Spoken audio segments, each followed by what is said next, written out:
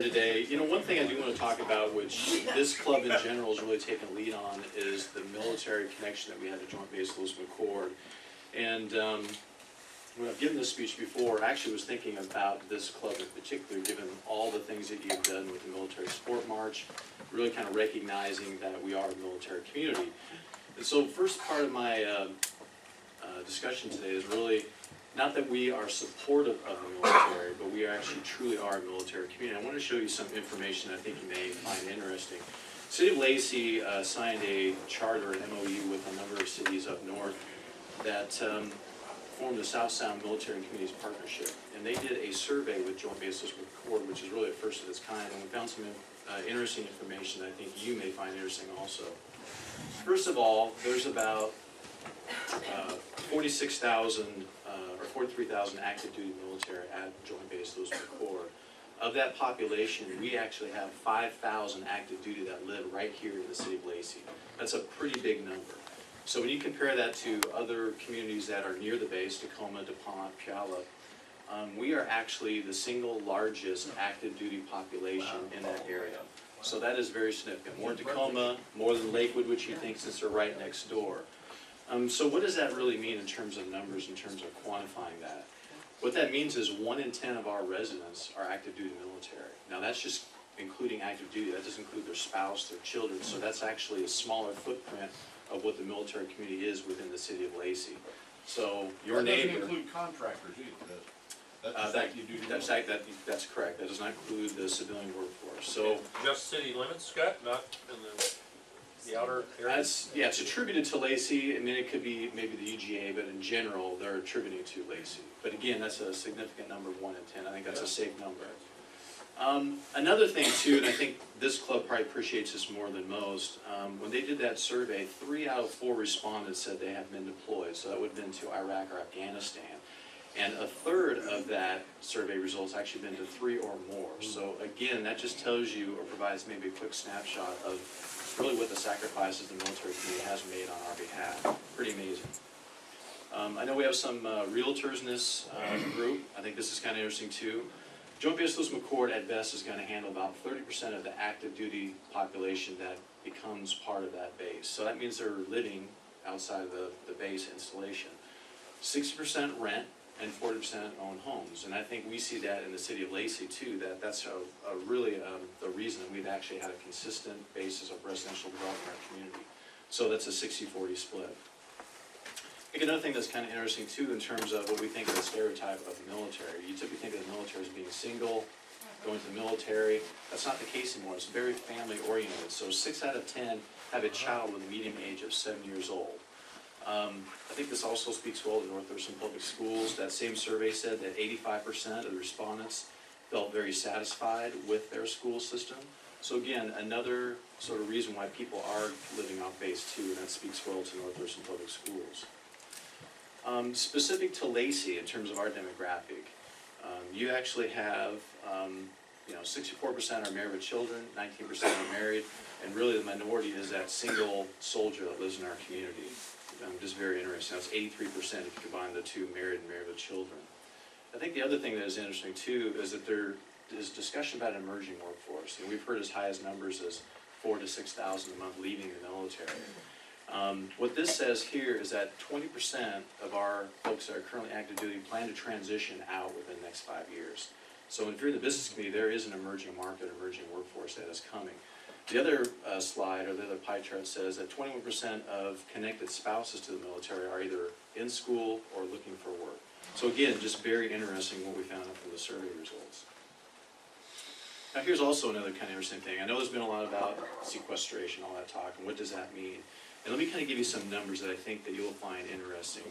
One is direct military spending in the state of Washington represented 4% of the GDP in 2009. 4%. That's $7.92 billion for the state economy.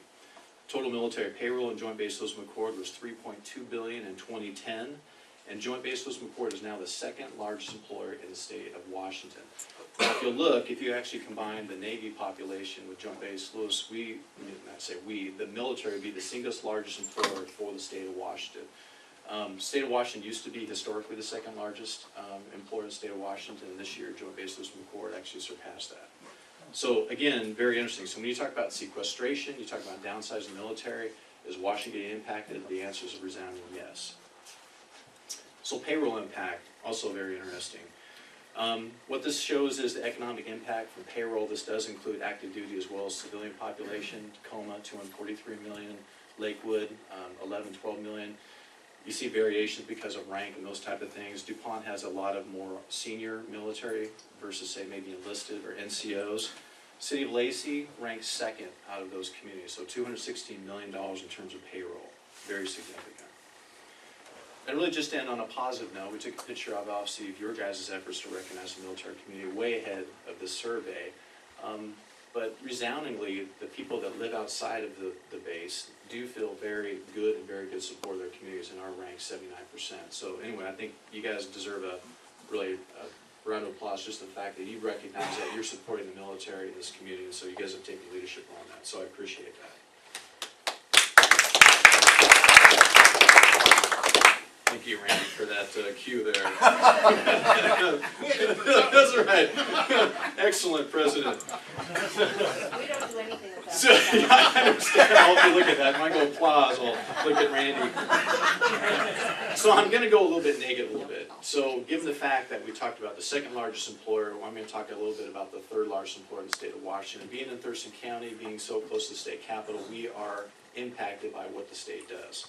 So let's talk about some just really sobering facts. This is an actual little document. I didn't make this up. This was Governor Gregoire's budget prior to her leaving office.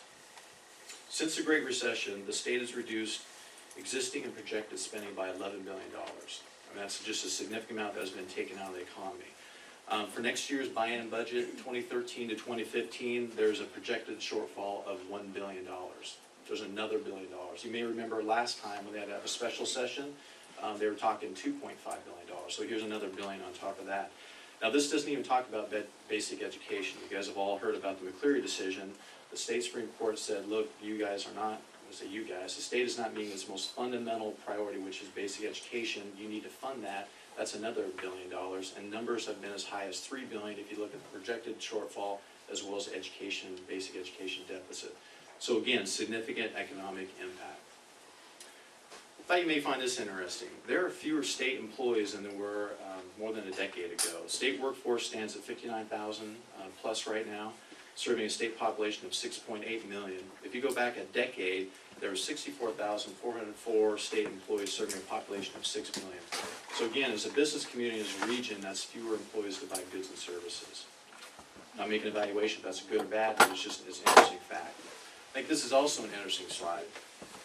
You may be surprised to learn this. I was too. The tax burden of state government is at its lowest level in 5 decades. So that's the 60s. That's the Beatles, that's the Johnson administration. So this is a measure of the state's general fund collection as compared to the percent of total personal income. It's projected to dip below 5%. So that again, has not happened since the 1960s. So I guess the good news is there's less tax burden from state government on personal individuals' wealth. But again, that just shows you the decline in terms of what the state's inability to do certain things that they were, say, even a decade ago. Very interesting. Now, how has this impacted us locally? So, obviously, Albertsons is closed. We've had significant business closures in about the last 4 or 5 months. Wholesale sports closed like March 10th. Top Foods, we've had Thai School dealership, even those used car dealership shift years and actually move out to the county. So all those things have impacted us too. Consolidation of state offices, we have about 240,000 square feet of empty commercial office space. That's going to take a long time for that to absorb. That's all been a result of the contraction of state government. And then plus we're just in a slow recovery. This has not been a robust. We talk about the Great Recession that's over. From an economic standpoint, yes, it is over. If you say there's 2 consecutive quarters of GDP growth, but it doesn't feel like it's over. I mean, we're still seeing the impacts of that. Here's another way to look at the impacts from a local level. In the last 3 years, Lacey has lost 20% of its assessed valuation within its corporate limits. So if you discount new growth, that would account to over $1 billion in loss. So that's a significant amount. And what that graph shows really the kind of there's always a lag in terms of assessed valuation, but 2010 was a peak year. In 2013, you've taken that $1 billion out of assessed valuation. You've probably seen it in your homes, and you've probably seen it in your businesses too. From the retail side, this is our largest, most significant revenue source that we have to provide essential services. What this chart shows is in 2011, we roughly collected $8 million in sales tax. In 2012, we basically received about the same amount of money. So basically that just demonstrates there's been stagnant growth in the retail sector for the city of Lacey. So from the standpoint of being able to continue and be able to pay for the rising inflationary costs, it's made it more difficult for us. This is kind of always an interesting chart that we look at in terms of per capita sales tax. We always talk about, well, Lacey must be doing well, you guys aren't laying people off, you guys you have Cabela's, all those type of things. We actually rank lower than Yelm in terms of sales tax per capita generation, which is surprising. What that means is Yelm has a higher density of retail to serve basically a smaller population. So Tumwater, Olympia. So Olympia, just for ways of comparison, they collect about $7 million more in sales tax than the city of Lacey, and we are roughly the same size population. Question for you, Car dealerships, the mall, yeah, absolutely. and the fact that, what is it, back in the 60s, they took that strip along Martin Way, which is a huge retail area for them. Yeah, absolutely. That's just, 3 blocks from quote-unquote downtown Lacey. Yeah, we're just talking about Slater Kinney all the way to College Street, Correct. Lowe's, Safeway, like Red Lobster, Old Blarney's, all that area, although people assume it's Lacey because they used to have No. Lacey Cinema, is actually within corporate boundaries of the city of Olympia. And that's why I don't do business with those areas. How do you really feel there? So again, kind of interesting from that standpoint. Now here's kind of really what the outfall of that really has been. For the first time, the city has really had to make some correctional changes within its budget.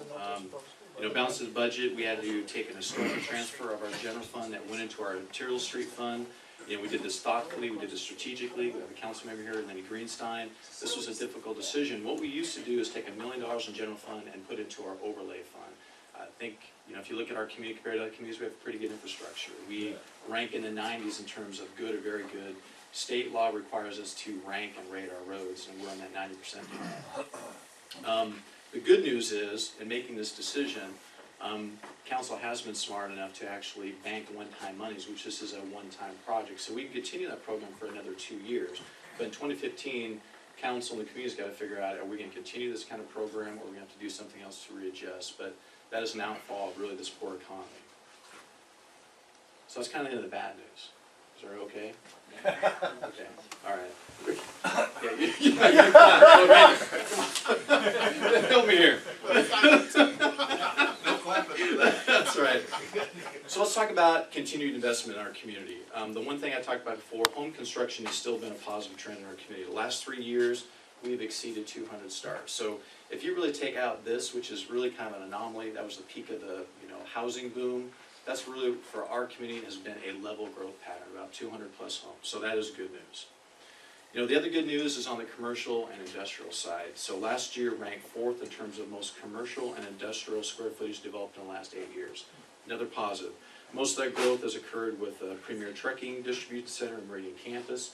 And then if you go on Galaxy and Martin Way, you've seen the Hawks Prairie Landing Phase 2, where Red Robin will soon open. That's been the majority of that construction. Red Robin.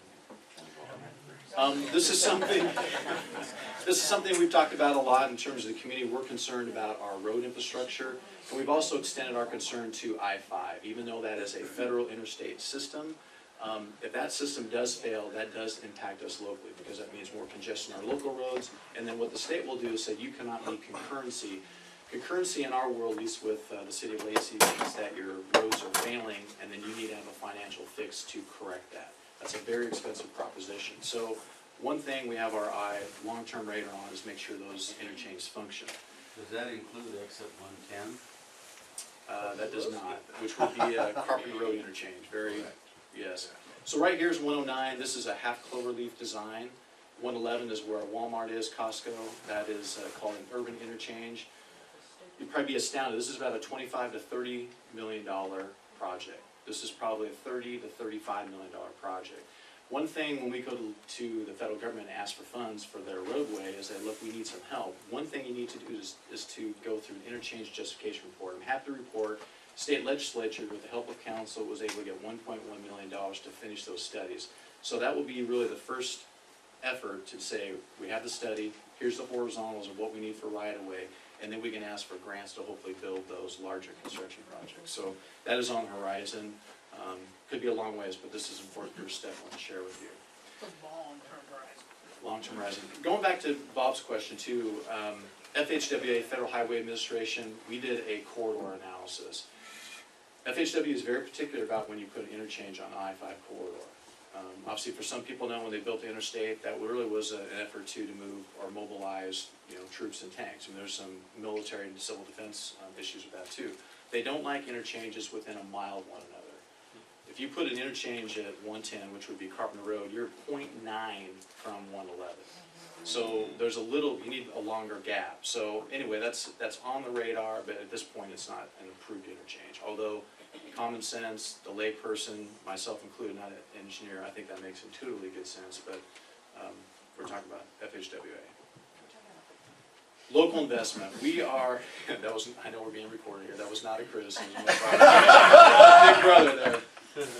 City utility budget, we have a $45 million utility budget. A third of that will be invested in our infrastructure. So things like lift stations, well replacement, water line replacement. We need to kind of get ahead of this so when the economy does turn around, then we actually will be open for business. So that is still continuing on and making a big effort. Now, one thing I do have to recognize, last year was a significant achievement in terms of water rights. If you know anything about the city of Lacey, we have struggled mightily to get water rights. This has been going on since 1995. It's been a significant effort. But last year, the Department of Ecology granted us 7,392 acre-feet of water. What that means is we will now be able to serve our urban growth areas. We've had a quasi-moratorium since about 2005 in those areas. So, and again, that communicates to the business community and also to anyone looking at Lacey for future investment that we are open for business and we do have the utility capacity to serve those new customers. So, big achievement. Now, one thing I do like to point out, and Renee's in here, and EDC helps us with this process too, but Thurston County is a good place to live and also to invest in the future. Since 2007, Thurston County was listed in the top 15% for job generation out of 325 metro counties tracked by the Bureau of Labor Statistics. So again, Thurston County is still positioned for future growth. In the two instances I just talked about, Thurston County was included in MSN's Money's roster of top 10 counties in the nation for economic growth. The Lacey Biscuit Company was a major factor in that ranking. That was a time when we had Home Depot Distribution Center, Target Distribution Center, which is a national distribution center, Trader Joe's. We have seed development and job creation in those areas. And so that's just so important to remember when we talk about this bad economy. It's not Detroit. Things are actually happening in this community. So that's a reason to be, I say, a little bit bullish about our community. Okay, I want to talk about good government. When I talk to the chamber and other groups, people kind of chuckle a little bit about this, like, well, you can't have good and government together. That's not a word. But I truly believe the city of Lacey needs to be kind of that shining example, and I think the people that work in the city of Lacey, I think our elected officials, truly care about wanting to provide the best possible service and actually make positive change within our community. So that is constantly on our mind. Now, I was at another meeting and I talked about bromance and I tried to introduce this word called govmance. So if you guys could just adopt govmance. I'm not saying you have to love all government, just Lacey government. That's what you should do. So a couple reasons you should have a govmance for Lacey. One is the Lacey Senior Center expansion. We are about to have a ribbon cutting on the expansion of our Lacey Senior Center. Again, we recognize the need. We have a growing senior population. We doubled the size of our existing senior center. That will be done here in the next 2 weeks. We're serving over 1,700 seniors within our area. This is where our Meals on Wheels distribution point is. Just a great project. I think the significant portion of this story is the fact that we did this with one-time money, we did this with grants, and we did not raise taxes to do this project. So again, that is an example of good government.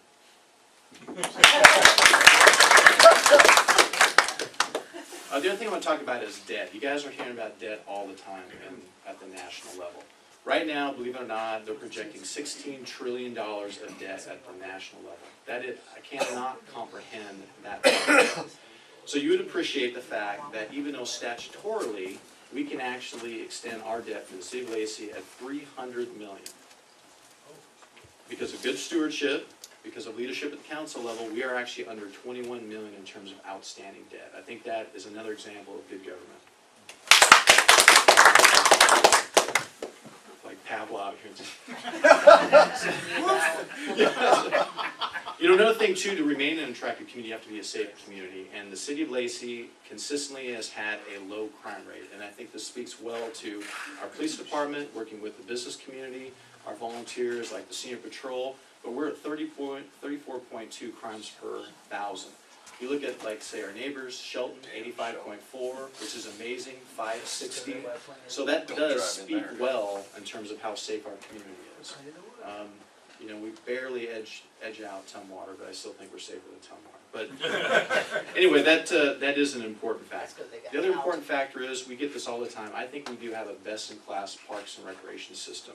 We have the largest municipal park system within Thurston County. We have preserved over 1,200 acres of open space and greenways. We have an outstanding recreational athletic complex where you guys actually hold the Mushroom Festival. I think it really has paid off. And not too late, too early, too early. That's right. That's premature clapping. We can't. Can I say that? We'll just move on to the next slide here. Okay.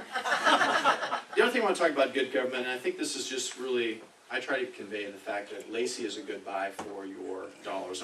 I just want to pay a little bit of attention to our property taxes. And no, I warned you about this. I didn't say a cable company. I'm just saying cable. But if you think about it, on property taxes, if you have an average home of $200,000, you're going to pay roughly $264 a year for 24/7 government. That's roads, that's police. That's pretty amazing when you think about it. Although I love Games of Thrones and all the things, March Madness, $1,800 a year for cable. That does not include HBO. That does not include Showtime. That is just basic digital cable. So when you start thinking about the relative importance, not that we're a commodity, it is interesting to point out the fact that we're not that much of a burden, and actually we are a good value for our citizens of Lacey. So another reason that. Too dang expensive.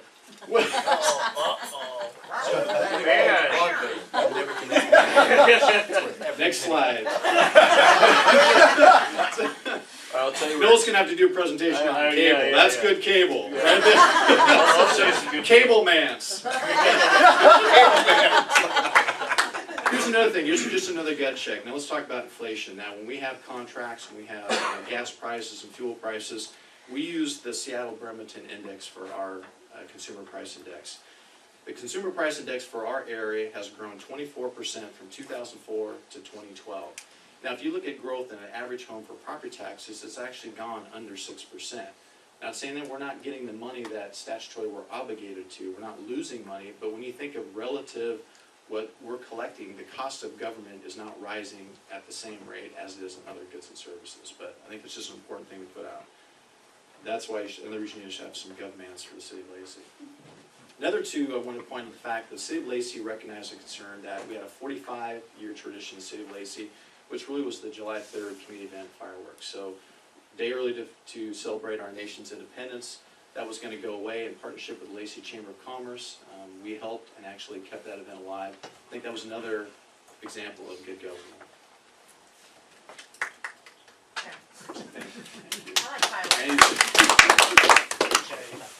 Now, just a little bit of it. So, just so you know, Lacey Chamber of Commerce raised all the money for that $15,000, and then we hosted it by having one of our parks, and then provided the services like police and traffic control. So, again, amazing partnership for that to happen. So let's talk a little bit about shaping our community together, and I think someone in particular asked that we talk a little bit about this. So we do really have a once-in-a-life opportunity to do something pretty unique in our community. This is an historic photo of the train depot that used to be within the city of Lacey. We were a major, parting point for, we had a racetrack. This is at Clearbrook, everyone knows where the old post station is, post office. That's an existing building. Those folks are actually waiting for President Taft. We would like to recreate that historic structure for our 50th anniversary as a community. But it's going to take a lot of work in terms of if we're going to raise this money. This is about a $5 to $6 million project. This is actual architectural rendering, because back then Burlington Northern, they had their standard, just like a business. This is what we make. Here's a train depot, depending on how long your city was or big your city was. This would actually extend out so you can take in more freight and more people. But that was the standard train depot that you see all across the nation. But this would be a significant effort in partnership with the community, especially the private sector, to raise that money. We would need at least 25% from the community and organizations like yourself to actually make that happen. We're obviously going to apply for grants like at the National Endowment for Arts and also at the state level to make this happen. Right now, we're in the phase of getting an architect. We don't have an architect right now. We're also looking at what is the best way to raise money for this funds to actually get behind. Now, we have a date of trying to open this in 2016 of December, which would be our 50th anniversary, but we are working this. So what I would like to do is maybe engage more as we get more details and come back to this club and talk about how we can partner with that project. So, but it will be a great project for our community. It'd be another landmark within our community. And really, if you look at the one-way couple, it'd be another opportunity to revitalize that area, which actually goes through cyclical turns of, kind of rise and decline. So pretty excited about that community or project. So with that, that's my presentation. Be happy to answer any questions, talk more about GovMance and what it means to you. Yes. I had a question about a teen center. I know originally it was slated to be over by the senior center in the community center, but whatever happened to that? Because I've been here most of my life. As a teenager, we never had nowhere to go. Now I have a teenager, and I'm like, I don't know, son, what's going on? Better get one So I of mean, those. it's great. It's great you're helping Randy out with the senior center, but you need to have a place to go in the wintertime. No, that's a good question. The community center had a future plan to build a gymnasium and maybe some other things to be kind of that teen center, more of a community center to have more activities. There's always that kind of weird rub though, okay, when you have to raise the money for it, but as we've gotten bigger as a community, you also have other businesses moving in there providing some of those activities. So if we recreated a gym and say a fitness center, now you have LA Fitness, you have the YMCA, and other parts of the community. Teens can't go into LA. Well, no, I understand, but those are when that was set up, that was kind of the beginning of a fitness slash sort of more recreational center. So teens could have done that in terms of you had classes and programs and that type of thing. But there's always been a debate about when government should step in and if the private sector is going to come in and actually provide those. But in terms of a teen center, Boys and Girls Club is not a teen center, but that was a council initiative to start that, and I'm agreeing with you. That's not a Yeah, teen nothing center. there. I'm listening. But in general, no, we haven't had a lot of discussion about a teen center from the public. If that answers your question. No. So no. Yeah, no. The answer's no. GovMance. You need a button. Yeah. I need That that, easy, okay. but- Yes. Hey, you were talking about that depot thing there and that you need to raise $5 or $6 million for the whole thing. How much does the city have raised towards it already? So, council's committed $500,000 for that project to get the schematics and potentially the architectural and construction drawings. So you can actually paint the picture and say, this is what it would be, this is what it would cost to refine, what would be needed to raise the money. And you think you can get 75% of the money from state and federal government? 50. 50. Yeah, that's the hope. And what would that be? Museum? It would be a museum, but it would also be another Teen community center. building. Yeah, teen center. You go to court, I guess. I don't wanna be in that Train museum. This is a tough On crowd. the train. But activities would be like 1,800 teens. Solo in the barn. Yeah, that's right. Gotta get And you married. might not have Jacks. participation. Sorry. Question, yes. Yeah, it's a two-part question. One, annexation plans. Where within the urban growth boundary do you see the city expanding next? And the other part of that is, when do you foresee the QEO Park opening? All good questions. There are only two there, not all, two. Two good questions. So first one is annexation. Believe it or not, we actually have an annexation petition coming into council that will be reviewed by the Utilities Committee April 5th. That's the Evelyn Betty property. So if anyone knows the Evelyn Betty property, you drive by it on the way to this meeting. That's industrial, like ironworks, all those type of things. So the way annexation works in the state of Washington, you first need 10% of the property owners owning at least 10% of the value. Then that goes to, at least in Lacey's process, the Utilities Committee, and then you decide can they provide utilities if it were to be annexed. Once that's done, that allows a process, then you have to get at least 60% of the property owners owning at least 60% of the assessed valuation before it can then be sent to the boundary review board. So that's an early stage, so that's the process. Now, it's funny you bring this up because this is gonna be a topic of our council retreat that we're gonna have in April. There's always been a discussion about who knocks first. So do you wait for the community to come knock on the city's door and say, will you provide service to us, we'd like to be part of the corporate limits? Or does the city then knock on the door and say, we want to absorb you in terms of being part of corporate limits? That's a mixed bag, because sometimes you knock on the door and they don't want to be part of the city. They like paying maybe a lower county tax. If you come to the city, you're gonna have some cost shift because you're gonna pay county road tax, but then you can pay things like franchise fees. You'll have different utility tax, and the county will pay utility tax. So there's some questions that go through analysis like that. So if we were to annex, there's probably some merit to look at some of those areas that, like Cap City Golf Course, because you have some boundaries there where you have really a salient or a peninsula that irregular boundaries that would make sense to shore up. I think the debate council has always had is that if you take in like Thompson Place or Tanglewild, you absorb 5,000 to 8,000 residents. How do you afford that? So when you look at the business model and your primary revenue sources are property tax and sales tax is already being basically collected by the city. So is there enough sales tax in the revenue to actually provide services without diminishing the services inside corporate limits? So it's kind of a long. What is that equation in the Tanglewild area? What is the equation? Yeah, how does that work? I mean, what is the numbers? What are the numbers? We have not done the economic analysis. Intuitively, if you're gonna absorb 5,000 houses that are older housing stock, 1960s, 70s, it would probably be potentially on the negative side, but without doing the economic analysis, that'd be hard to say. Is that primarily the sewer? That's a big part of it. They did a sewer study a while ago, if anyone's been following that debate about getting people off septic tanks. They've had numbers of 35,000 to 45,000 per homeowner to hook up to sewer. So when you think about buying a house, and that's typically about a $10,000 charge, it's hard to convey to a homeowner that we've added $45,000 value to your home when you've been, in a sense, using your facilities. I'll be diplomatic about it, and not really seeing a change in that, but that would be the concern. Did I answer your question on that one? Yeah. The first question? Yes and no. I was looking at it as, are you looking at annexing more toward the east, toward the south, toward the north? Obviously, you can't go west. What's the money? Just, yeah. I mean, there are areas. So we do not have any immediate plans for annexation. Right. We've been Okay. waiting for the public to contact us. However, we're gonna be talking about a council retreat that could start the discussion, do we go south, do we go further east, do we go north? Mhm. In terms of the Great J. Cuyo Park, which is over almost 500 acres, with the addition of Bloom 85, that is, has to be master planned, that's probably a couple years out. Given the current state of the city finances, it would be very difficult to develop that park, anything other than a passive park. But a master plan is needed for that area, and what would that look like in the future? That needs to happen, and I think that's a 2-year timeline. What's the location?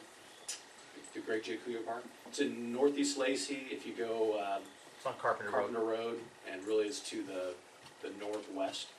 Carpenter Road, just south of Hawkesbury Road. I think I have No, any Carpenter pictures of goes- that. I was going